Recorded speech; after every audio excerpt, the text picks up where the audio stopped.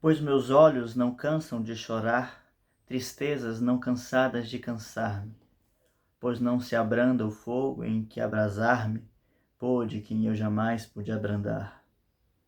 Não canse o cego amor de me guiar, onde nunca de lá possa tornar-me, nem deixe o mundo todo de escutar, enquanto a fraca voz me não deixar. E sem montes, sem prados e sem vales, piedade, amor alguma, algum amor, em feras, plantas, aves, pedras, águas, ouçam a longa história de meus males e curem sua dor com minha dor, que grandes mágoas podem curar mágoas. Começando esse vídeo aqui com esse soneto de Camões e trazendo justamente a ênfase nesse final, onde ele diz: curem sua dor com minha dor. Ouçam a longa história de meus males e curem sua dor com minha dor. Que grandes mágoas podem curar mágoas. Grandes mágoas podem curar mágoas. Existe uma mudança, que só a arte proporciona, e essa mudança está relacionada com as experiências que ela é capaz de transmitir, com as vidas que ela é capaz de fazer com que nós vivamos, e com os estados emocionais e sentimentais que vão nos gerar, claro, estados de consciência.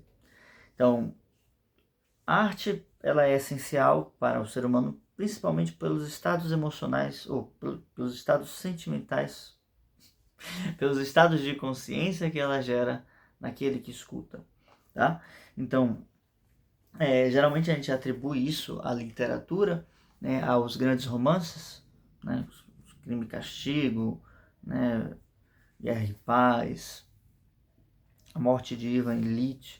Tem essa ideia, assim, claro, nos romances, mas isso não está apenas preso aos romances, mas toda espécie de arte que retrate alguma coisa.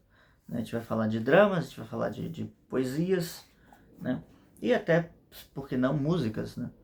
A gente fala de músicas, temos músicas programáticas que tem uma espécie de roteiro a ser seguido, uma poesia, um texto em que se baseia, mas também as músicas com letras e as músicas instrumentais também.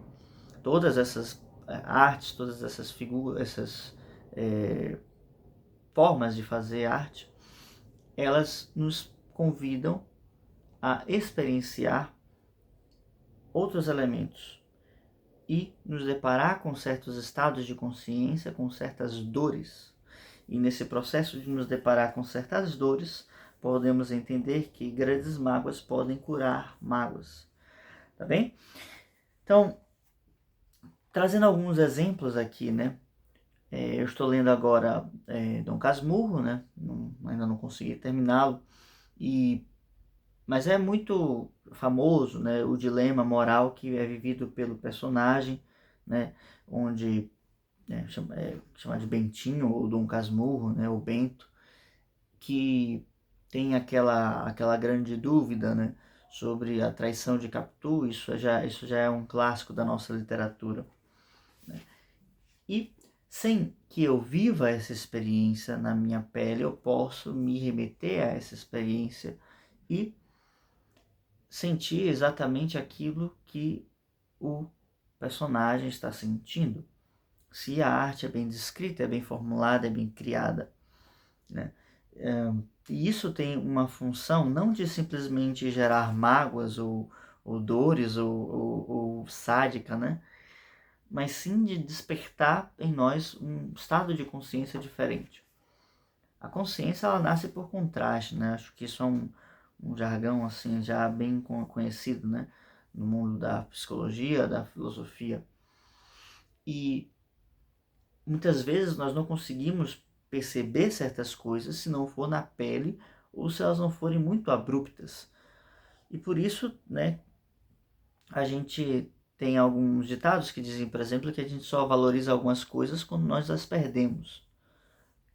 E isso vale para todas as coisas, Principalmente a vida, principalmente a família.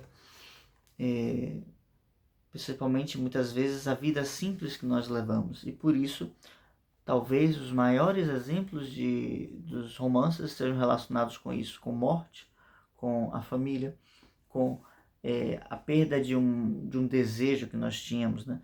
Às vezes nós somos acometidos de uma certa ambição muito desmesurada, e quando nós chegamos naquele local que nós desejaríamos estar, nós vemos que não era exatamente aquilo que nós queríamos. E, bom, às vezes é muito tarde para voltar atrás, né? No sentido de que há uma série de escolhas e de mudanças que nós fizemos, que nos fizeram, nos colocou numa espécie de caminho sem volta, né? Seja porque nós tivemos que deixar certas amizades, certos caminhos, certas coisas, e nesse processo de ir moldando o nosso destino, a gente só se dá conta de fato daquilo que nós realmente queremos ou queríamos, né? Quando nós atingimos nosso objetivo. E o que a arte proporciona é uma antecipação desses elementos, fazendo com que nós possamos ter uma abordagem mais imaginativa em relação a isso, e que nós possamos então não precisemos entrar na água, vamos dizer assim, para saber a sua temperatura, né? Para tomar uma imagem. Mas toda a literatura nos convida para isso, toda a poesia nos convida para isso, né? E eu li mais recentemente um romance, né, do Gustavo Corsão, já trouxe até um vídeo aqui no canal sobre ele, onde ele fala justamente sobre a morte, mas não somente assim, né, mas sob um ponto de vista mais trágico, mais dramático. Não é simplesmente perder a vida, né, como se já não fosse um processo angustiante, né, quando você sabe que o mote do livro é esse, né? Então o protagonista descobre que tem uma doença e que vai precisar e que não vai ter salvação, né? Isso está já descrito na orelha do livro. Mas o principal que esse romance traz de diferente, né, é que o protagonista ele vai descobrindo aos poucos que nada daquilo que ele foi construindo tinham, na verdade, uma substância, né? E que, ainda assim, ainda que tudo que a vida dele, toda a vida dele tenha sido uma mentira, vamos por assim dizer, né? Ele tenha conseguido fazer ela valer a pena por uma coisa muito essencial. E aí seria importante ler o livro, né, para poder saber. Mas aí convido, né, vocês a adquirirem um livro, né, a lerem também. Mas existe algo que está presente dentro da alma do ser humano que faz com que a vida valha a pena, independente de qualquer circunstância. E isso o livro nos mostra, sem que nós precisemos viver uma vida de erros, sem que nós precisemos passar por essa dor de novo, vamos dizer assim, porque o personagem já está passando por nós e nós num processo de compaixão, mas não só de compaixão,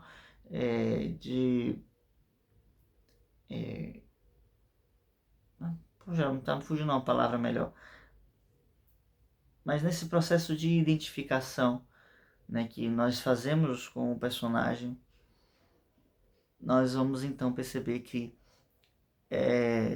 já há um sofrimento muito grande ali, que nós podemos assim ter como mudar nosso rumo, né? Acho que a Tatiana Feltrin que fala isso, né, na análise sobre esse mesmo livro, né, que fala assim, o protagonista desse romance não tem mais uma segunda chance, mas você ainda possui.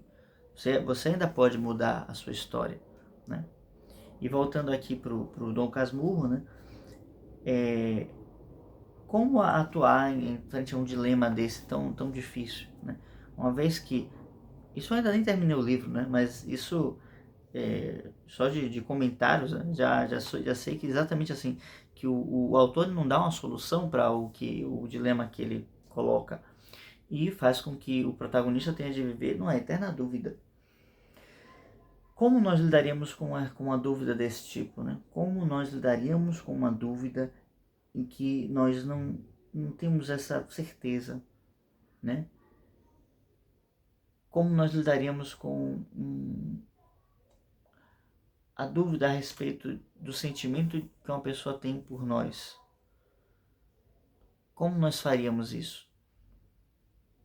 Será que nós agiríamos de forma certinha, como muitas vezes nós pregamos, né, nos comentários das redes sociais, né? Porque atuar através de comentários é sempre muito fácil, mas sentir na pele certas dores, né, certas mágoas, né, para usar aqui Camões, né, e perceber que através dessas mágoas nós podemos nos corrigir, é muito difícil. Quando a correção bate à nossa porta e nos convida, né, quase que nos obrigando a nos corrigir, né, porque do contrário isso nos cobra uma certa dignidade humana, né? Quando a correção vem até nós, será que a gente responde tão bem, de forma tão altiva, tão nobre quanto nos comentários? Aí algumas dúvidas, né, que me pegam assim. Eu acho que a gente não responderia de forma tão altiva, tão nobre, tão forte, né? Por quê? Porque a gente não tem uma formação moral e condizente com aquilo que nós estamos buscando, com as ideias que nós estamos buscando, né? Então, daí que entra a arte, mostrando que quando as ideias entram em ação, né, e quando a virtude ela entra na nossa vida, ela vai nos colocar certas provas, certos desafios, certas batalhas, as quais nós teremos que vencer, tá? A gente não vai poder fugir delas, porque o preço a se pagar é muito alto.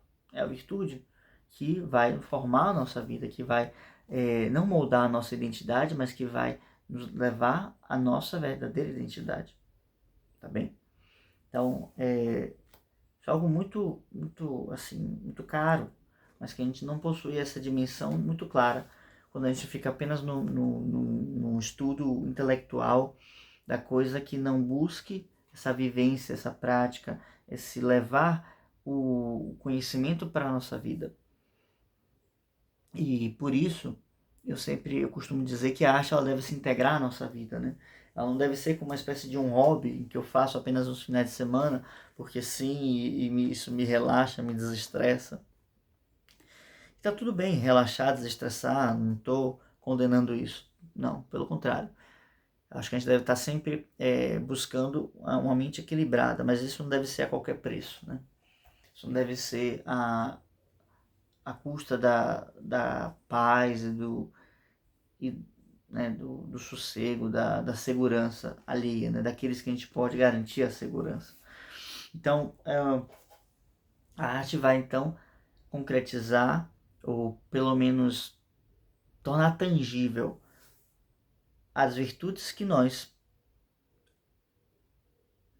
tanto elogiamos e admiramos nas ideias, né? Na teoria, ok? Então, desse ponto de vista, a arte se torna um dos elementos mais importantes que nós precisamos desenvolver enquanto uma pessoa que busca a verdade, né? E que busca se formar, né? A autoformação, a arte na autoformação, o elemento mais crucial que ela pode trazer é isso. Essas experiências que vão moldar, vão formar, vão desenvolver o nosso caráter. E, claro, o contato com essas ideias mais profundas. E complementando a ideia de intelecção profunda do Hugo de São Vito, eu coloco a ideia de uma sensibilização profunda também, da minha, né, que eu inventei, baseado no Hugo de São Vito. Porque a gente precisa das duas coisas, da razão e da emoção, para que a gente possa ter uma clara convicção daquilo que nós estamos desenvolvendo. Não somente na arte, não somente nas ideias, mas também quanto pessoa, na formação humana mesmo. Tá bem? E eu acredito que essa junção, que esse casamento, ele funcione muito bem. Tudo isso que eu estou colocando aqui, essas ideias, né, essa transformação que é trazida através da arte, eu desenvolvo melhor na oficina Cartas Jovem Poeta, onde nós destrinchamos aquele livro, né, de Rainer Maria Rilke, que em uma série de 10 cartas ele vai colocando para o seu interlocutor aquilo que ele pensa, aquilo que ele refletiu, aquilo que ele desenvolveu ao longo dos anos, através da sua poesia, através da sua escrita. Então, caso você tenha interesse, vou deixar o link aqui na descrição e você pode acessar e entrar em contato conosco para quando nós tivermos uma nova turma, certo? Então, para fechar aqui, eu vou trazer um outro poema que, né, já traz uma situação bíblica aqui, né, de Camões também. Ele pega uma história bíblica de Jacó, né, e ele desenvolve isso através de um soneto. E vamos então conversar um pouquinho sobre isso, né, já fechando aqui nossas ideias. Tem mais algumas coisas para falar também, mas vamos concentrar aqui no soneto primeiro. Então, 7 anos de pastor Jacó servia, Labão, pai de Raquel, serrana bela. Mas não servia o pai, servia a ela, e a ela só por prêmio pretendia. Os dias, na esperança de um só dia, passava contentando-se com vê-la. Porém o pai, usando de cautela, em lugar de Raquel, lhe deu a Lia. Vendo o triste pastor que com enganos a si lhe era negada a sua pastora, como se não a tivera merecida, começou de servir outros 7 anos, dizendo, mais servira se não fora para tão longo amor, tão curta a vida. Então, um poema que a gente pode refletir muito sobre o seu real significado, né? Sobre as coisas que ele pode trazer. Em síntese, a gente poderia dizer que vale a pena sofrer por amor, talvez. Ou que, apesar das tribulações, o amor vale a pena, se, ainda que seja por um longo tempo, né? Assim como ele coloca aqui, né? Tão longo amor, tão curta vida. Por quê? Porque o amor, ele não está tratando de coisas mesquinhas. Ainda que ele esteja falando de um casamento, né? de uma dama que ele a quer possuir, né? Enquanto esposa. Eu então coloco que o amor, ele está tratando, ele ativa em nós os elementos mais nobres, mais altos, mais belos e mais profundos. E quando eu meço as coisas pelo tempo, né, eu vou para o negócio, né, vamos dizer assim, como a negação do ócio, e pensando no ócio como aquilo que eu tenho de mais puro, né, esse momento que eu tenho para as coisas mais puras, eu não encontro o amor no mercado, vamos assim dizer, tá? Então, eu não preciso passar por esses sofrimentos, essas tribulações, pensar, ficar 7 anos trabalhando para ter a mão de uma donzela e depois fazer isso por mais outros 7 anos, para que eu compreenda isso. Eu posso simplesmente ter acesso a essa poesia e a essa história bíblica, né? Porque a moral, a profundidade dessa forma de arte, desse poema, está em dizer que se o amor, ele é verdadeiro, ele existe, ele vai conseguir ultrapassar essas tribulações. Então, é muito fácil falar isso, né? Afirmar isso da boca para fora, né? Aqueles posts de redes sociais, né, do finado Tumblr, que colocavam as coisas assim. Mas é difícil viver isso. E se imaginar nessas tribulações, né, com problemas reais, com dificuldades reais, é o primeiro passo para começar a acessar isso. Porque no momento em que eu decido por uma virtude, ela vai me dar uma vida condizente com isso. E a virtude não combina com a morosidade, com a preguiça, com a gula, com a avareza, com a luxúria. A virtude combina com outras virtudes e as virtudes sempre nos convidam à ação. Então, a mudança de vida que só a arte proporciona é nos colocar em um contato emocional e mental e imaginativo, né? Em síntese, imaginativo, com essas virtudes, com essas ideias, com esses modelos, com esses personagens que sofreram por nós, para que nós não precisássemos sofrer. Em última instância, todos nós poderíamos ser um deles, mas não precisamos ser. Precisamos apenas buscar o desenvolvimento dessas virtudes e não desistir delas. Fazer com que elas estejam presentes na nossa vida e se antecipando às suas tribulações, às suas dificuldades. Ok? Então vamos ficando por aqui. Dúvidas nos comentários. Caso tenha gostado do vídeo, deixe um like, se inscreva no canal e até a próxima. Tchau, tchau.